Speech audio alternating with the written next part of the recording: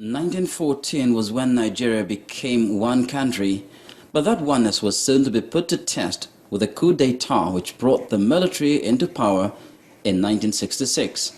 Not many of those first-generation officers are alive today, but one of the key players, General Yakubu Gowan, who has just turned 80 years, told young Nigerians at an interactive session on mentorship in Abuja that it's been a tortuous journey. The coup went in two places, one in Lagos, then another one in Kaduna. I was very busy with the security activity. The political side of it was being taken by the General Officer Commanding, General Ironsi, and some other senior officers.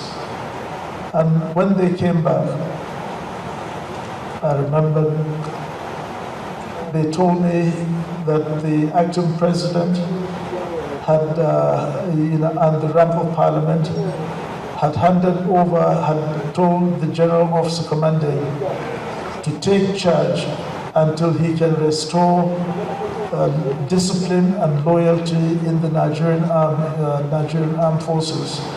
And so I asked the officers that were with him, I said, is that so? I asked 3 times. And they said, yes, that is what it is. So at that stage, I said to the general, you have my double loyalty. My thought of saying to return the status quo now would not apply because my, my senior GOC and now my new head of state had been given that authority to become the new head of state and commander-in-chief. So he is now my commander-in-chief, head of state and commander-in-chief. And so that was how the military came to take over the first military regime that we had. The elder statesman also reveals how hard he tried as the head of state to keep the nation together, remove fear among the regions, and create total patriotic spirit in every citizen. The next 6 months was a very difficult period.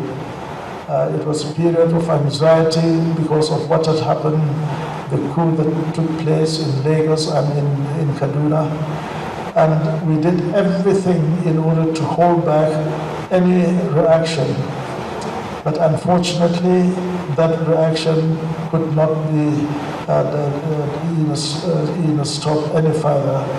And at the end of July, we had another crisis, which cost the life of the General Officer Commanding because of so much mistrust among the cross-section of the army officers, especially on a regional basis, the north and the south.